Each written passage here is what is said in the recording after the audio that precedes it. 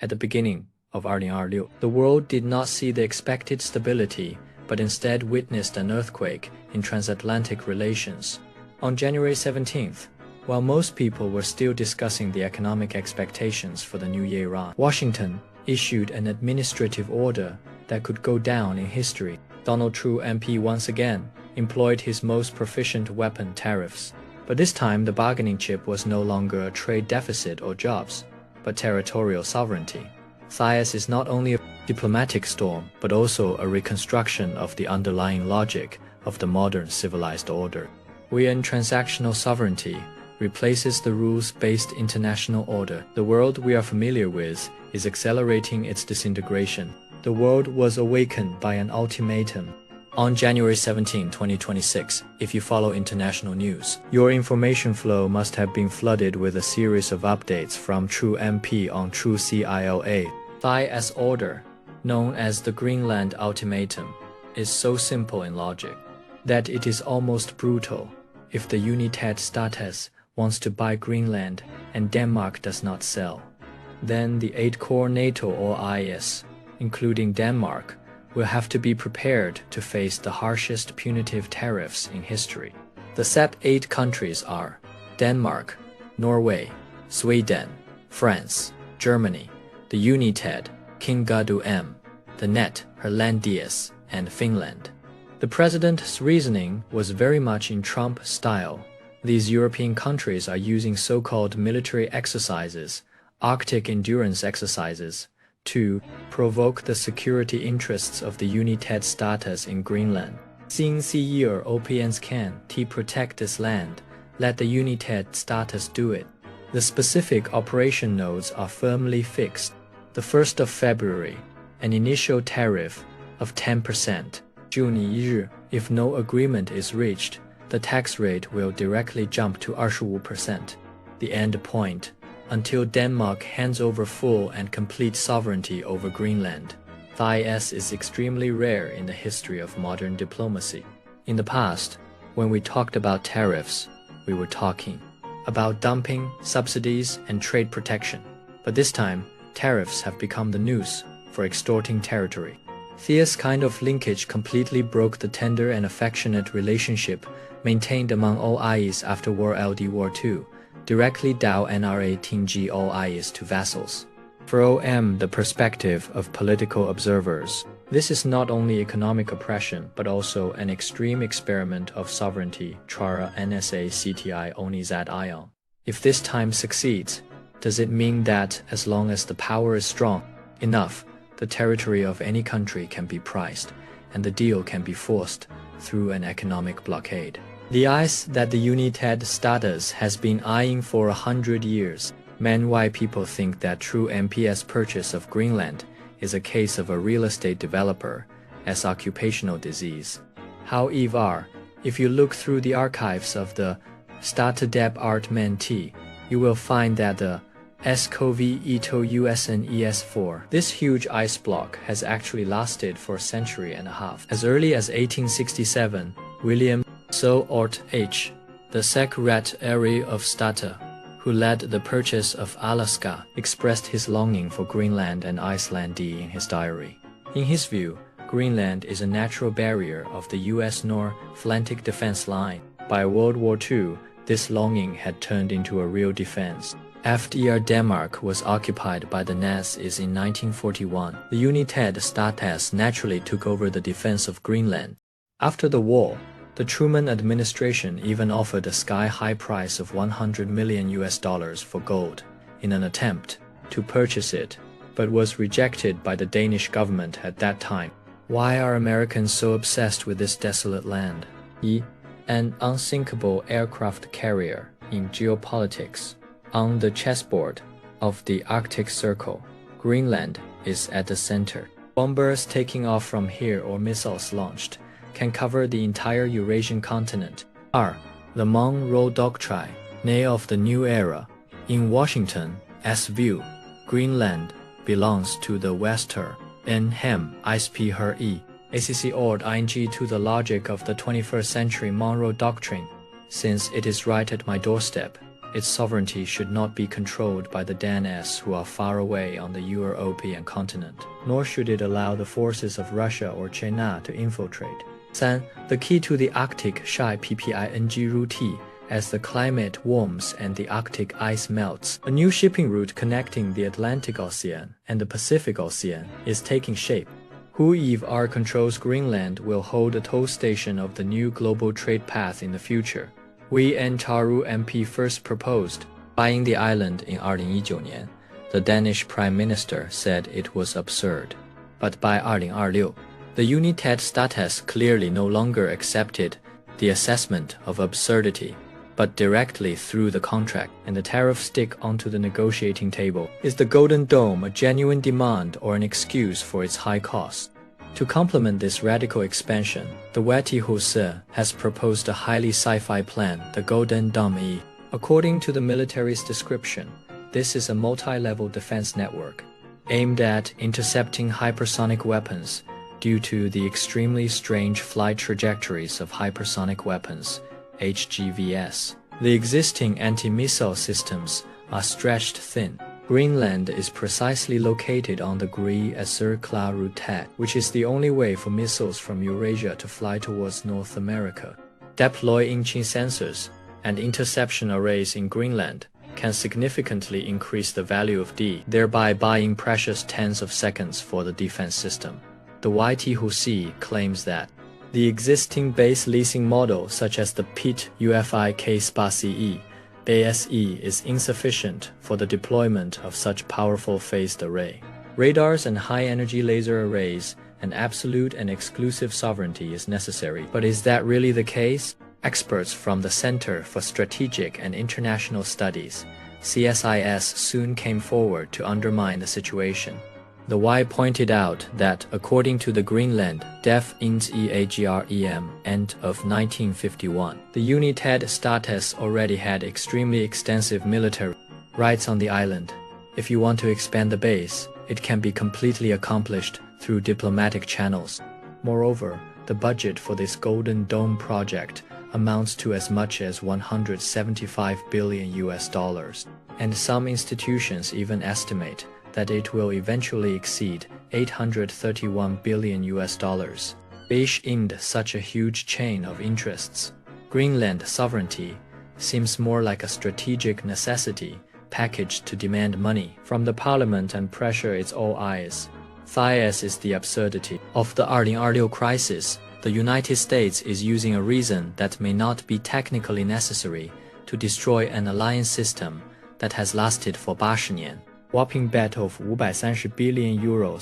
If the 25% tariff is fully implemented in June, this will by no means be a simple price increase. Rather, it will be an economic strangulation targeting OIS. The total annual exports of the 8 affected countries to the United States exceed €530 billion.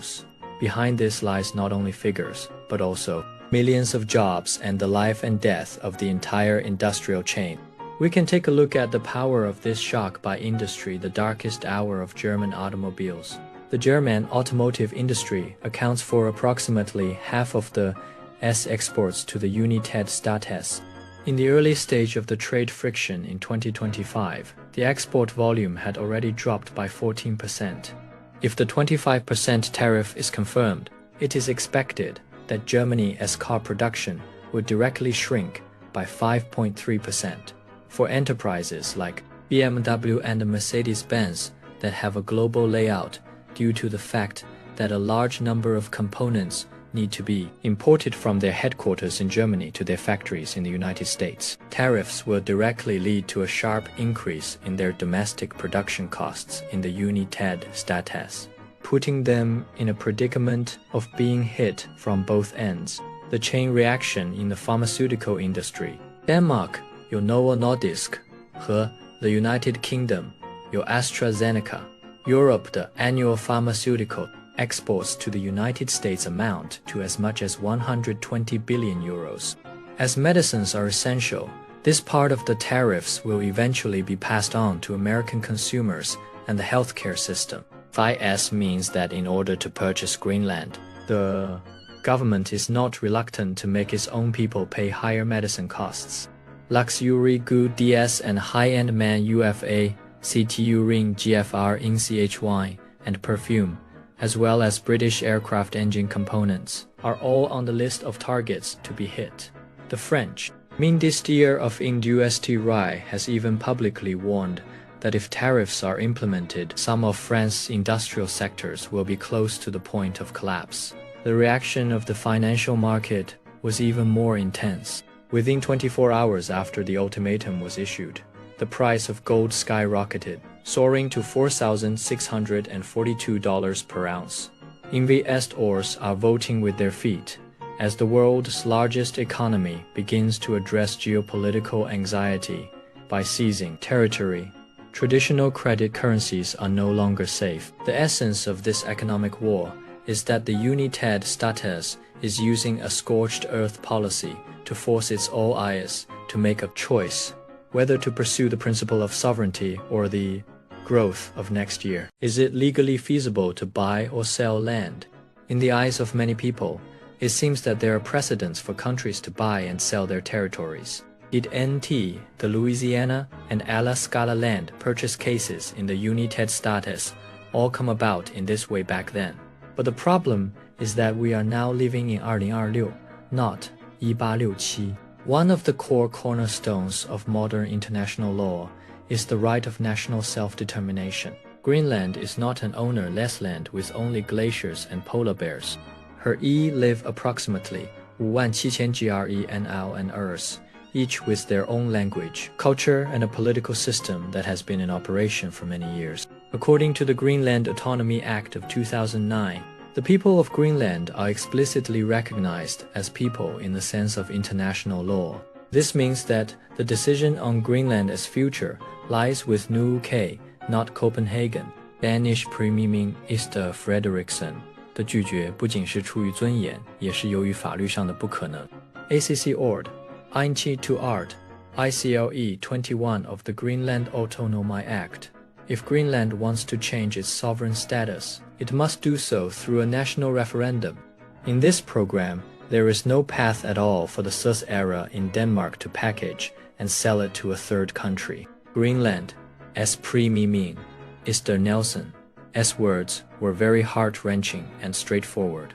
We don't want to be Americans, nor do we want to be Danes. We want to be GRENL and Earth. If we look at it from a more macroscopic legal perspective, the United States Act of forcing other countries to cede territory with high tariffs has already crossed the red line of the UN Chair, RTE. Art ICLE 2.4 of the Chair, RTER explicitly prohibits any threat that undermines the territorial integrity or political independence of other countries.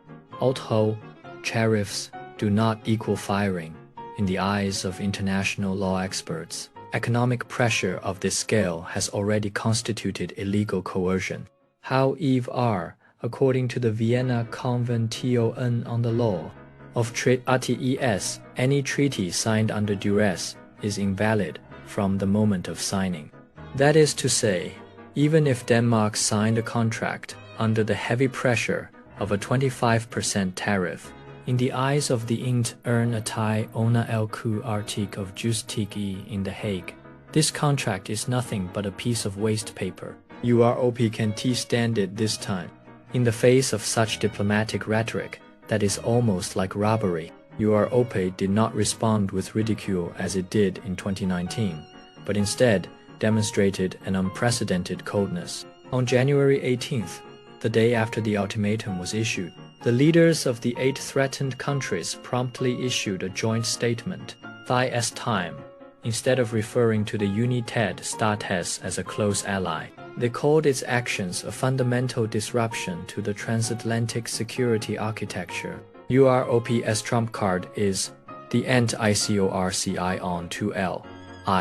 This is a legal weapon established by the European Union in recent years, specifically to deal with economic bullying by major powers. In simple terms, as long as the EU determines that a certain country is interfering in the sovereign decision-making of member states through economic means. They can bypass the lengthy process of the and directly carry out retaliation. French President Emmanuel Macron is the most resolute advocate of this policy. His logic is very clear. If Europe backs down on the Greenland issue, then the next time the United States might demand the purchase of Iceland or ask Germany to hand over the pricing power of the automotive industry.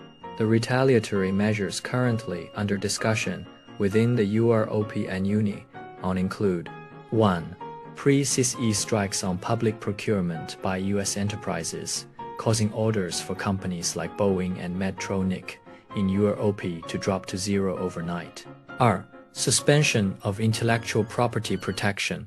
This poses a nuclear bomb-level threat to high-tech companies in Silicon Valley. If Europe no longer protects the patents of certain American software or drugs, the consequences would be unimaginable. 3. Reopen ending the tariff bomb. The EU is ready to unfreeze a tariff list worth €93 billion, specifically targeting us agriculture such as soybeans and corn and manufacturing. The nature of this game has changed. In the past, it was an uneven distribution of the pie among allies, but now it's a zero-sum game about dignity and survival. The Europeans are well aware that if they kneel down this time, strategic autonomy will always be a joke.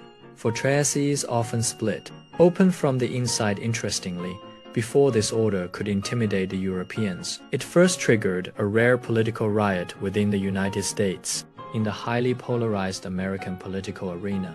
It is hard to see the bigwigs of the Republican party openly and collectively oppose their own president. But this time, the situation has changed. 阿拉斯加的 Senator Lisa Murkowski 是第一个发出警报的。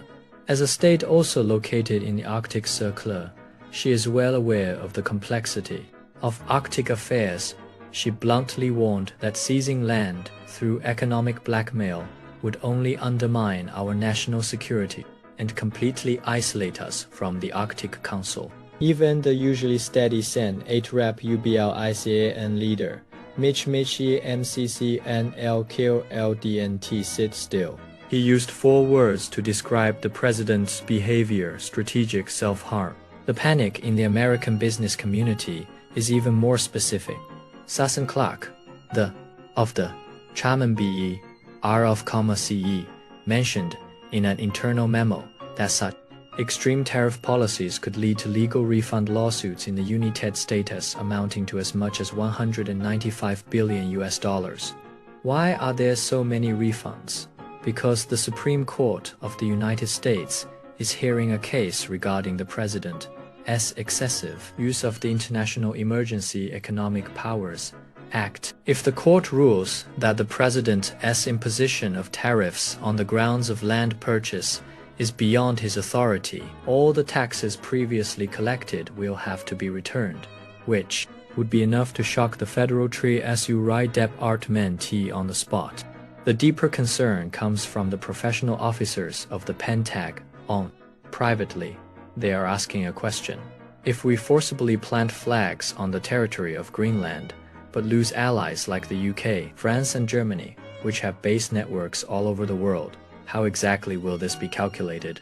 Thias' internal rift means that even if Trotter MP wants to push for a 25% tariff in June 2026, he will not only have to confront EU internationally, but also face a powerful resistance front at home composed of moderates from both parties, the Supreme Court, and the entire Wall Street. If sovereignty could be traded, could we still go back? Standing at this point in time in 2026, what we need to look at is not merely who Greenland belongs to, but the scar left by this crisis on the entire human civilization order. If the United States succeeds this time, it will announce one thing to the world: sovereignty has a price, and the price depends on the appetite of the strong. Imagine what the world would be like if the logic of transactional sovereignty became the norm. Can Russia demand that its neighboring countries use their territory to settle their gas debts? Can some countries with energy advantages demand that downstream countries hand over jurisdiction over specific islands in exchange for not having their oil supply cut off. This is a regression in geopolitics. It seems as if we have returned to the 19th century, when the great powers drew lines on the map. Greenland itself will also face a devastating blow. This island boasts a fragile ecosystem and indigenous culture. On CE, it becomes the position of the Golden Dome, missile, def, in sea system. This place will no longer be the pure land of the Arctic, but a huge, exclusive military stronghold. The Greenlanders, once proud fishing industry, and the nascent ecotourism sector will both shrink under the shadow of geopolitical games. What is even more serious is the substantive disintegration of the Transatlantic alliance. The security umbrella turns into a noose of extortion. Europe and countries will have to accelerate the search for alternative solutions. This might include developing an independent nuclear deterrent for Europe, or completely shifting economically towards the global SUSI and ASEAN markets to counter the pressure from the United States. This decoupling will be irreversible. The Greenland storm in January 2026 was more like an ultimate test of civilization. It tests how much weight the law, the covenant, and the right of self-determination still carry in the face of pure power. The course of this crisis not only determines which flag will be hung above the new KZYQ NCIL building, but also decides whether the world will operate by rules or by fists in the remaining decades of the 21st century.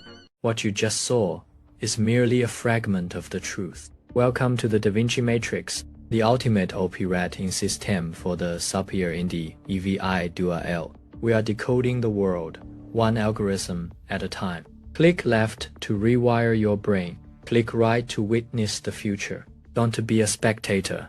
Join the fleet. Subscribe now before the AI takes over.